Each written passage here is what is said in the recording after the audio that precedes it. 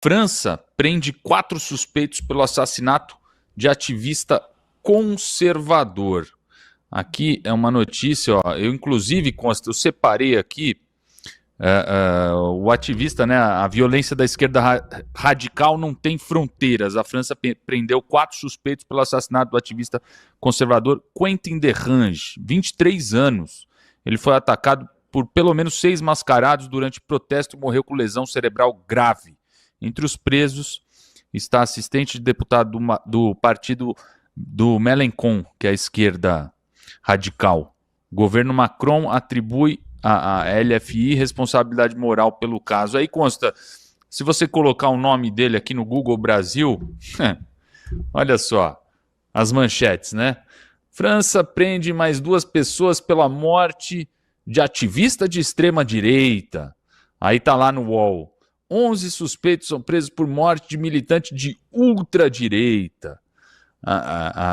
Aí tem Estadão. França prende 4 suspeitos pelo assassinato de ativista de extrema direita. Aí tem o ACI Digital, que acho que foi um pouco mais, né, um pouco mais realista. Ele fala: França debate assassinato de católico conservador por suspeitos de extrema esquerda. Então, quer dizer, aqui a manchete ela justifica o assassinato, né? É quase isso, né? Na verdade, essa retórica de rotular qualquer um que não seja social-democrata, né, já de ultradireita, extrema-direita, ultraconservador, e colocá-los como uma ameaça à democracia, isso por si só, claro que fomenta, né, o discurso de ódio e, eventualmente, as ações de ódio, né?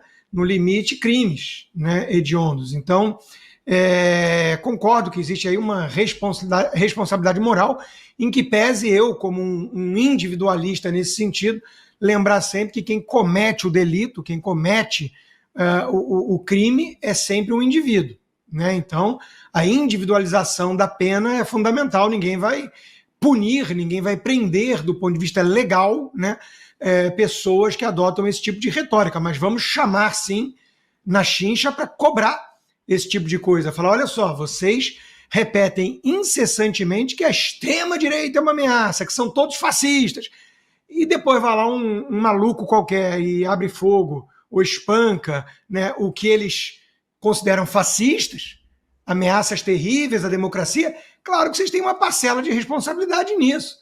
Vocês estão incentivando, de alguma forma, subindo a temperatura, incentivando esse tipo de retórica do ódio, né? Agora, vai além, né? A Europa tá ferrada. Eu convido todos que não assistiram a assistir a brilhante fala do secretário de Estado Marco Rubio em Munique essa semana, esses dias, né? Ele tocou nos pontos certos, né? E a Europa está numa crise econômica, moral, e migratória sem precedentes. Ela está se esfacelando diante dos nossos olhos, né? Hoje eu coloquei na minha timeline, no meu X, né, um trecho de futebol que está viralizando aí nos Estados Unidos, está todo mundo repercutindo, né, essa imagem para chamar a atenção do problema da Europa, que é o jogador que chuta a bola e vem o outro jogador negro e empurra ele. E ele vai tirar satisfação. O juiz vai lá e dá amarelo para ele, para o jogador branco que foi empurrado. Então, assim, muitos perceberam que isso é o resumo da Europa hoje, ilustra com perfeição o que está acontecendo. As minorias são intocáveis, você não pode mais, né, se você é agredido, você não pode sequer tomar satisfação, porque senão o culpado é você. É uma coisa de louco o que está acontecendo. Então, nós estamos vendo uma civilização, né, indo à lona. E isso é muito triste e muito preocupante. Deixa eu agradecer a presença honrosa aqui do professor Rodrigo Constantino. Obrigado sempre, Consta. Nos vemos semana que vem aqui no Bradock Show. Isso aí, sempre um prazer. Vou para a audiência agora. Vamos lá. Deixa eu, antes aqui de passar a última atualização. Oi, pode falar, Príncipe. Eu preciso falar rápido sobre essa questão da França, porque conheço um Por pouco favor.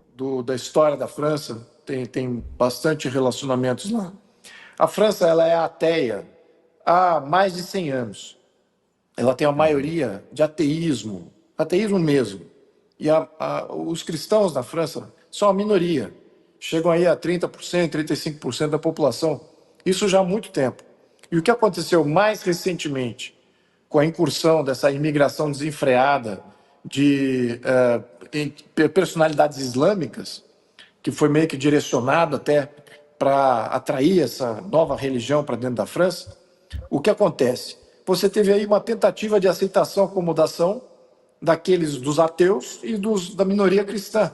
E o que você está tendo hoje é o reflexo disso, é o reflexo dessa migração desenfreada, ou seja, não somente você tem todo esse ideário e esse método da esquerda de literalmente inverter os polos, né? Dizer o que é bom é ruim, o que é ruim era bom, e inverter todas essas questões jurídicas, a contrária à civilização cristã.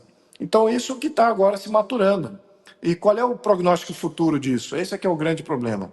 Na minha opinião, a França é uma das que mais vai perder exatamente nessa virada, né, de chave que a Europa precisa passar para sobreviver. Por quê? Porque ela não tem essa base cristã majoritária. E você vê a perda, já a criação de vários diversos, não, como é que se diria, minaretes e mesquitas em diversas cidades, literalmente o abandono de diversas igrejas e você não vê uma manifestação pública tão grande, né, com a perda de fora da França, sim, mas de dentro da França você não vê cidadezinhas perdendo ali sua igreja. E o que está acontecendo ali? Uma substituição da população. É isso que está acontecendo. Então, eu só queria dar um pouquinho desse pano de fundo, porque, olhando para frente, quem de fato representa uma direita na França, como aqui no Brasil, como nos Estados Unidos, como agora, talvez recentemente, na Inglaterra, não existe essa proposta. Tinha no passado um candidato que não tinha uma expressão política muito grande, que era o Éric Zemmour, que tinha um posicionamento muito similar ao que nós consideramos hoje aqui no Brasil, nos Estados Unidos e talvez aí parte da Inglaterra, como sendo de direita, né, conservador de direita, mas hoje ele não tem tanta expressão assim e ninguém tem esse mesmo viés político que hoje tem algum pronunciamento político. Então, eu diria que esse prognóstico político para a França, olhando para frente, considerando esses desafios internos e externos, é muito ruim. E esse menino que morreu, ele era tipo um Charlie Kirk? Olha, eu não conhecia esse garoto, mas eu conheço um pouquinho do movimento conservador por lá.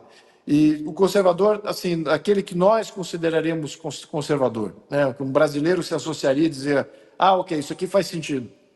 Então, estão todos acuados, né? Você tem uma perseguição sistêmica. Lembrando que a França ela é grande propulsora do globalismo. O Macron é um globalista declarado. As instituições que estão atrás do Macron são poderosíssimas, transcendem o território da França. Então, através da influência francesa, toda a Europa é tingida por esse tipo de pensamento, por esse tipo de destruição lenta, contínua, mas certeira.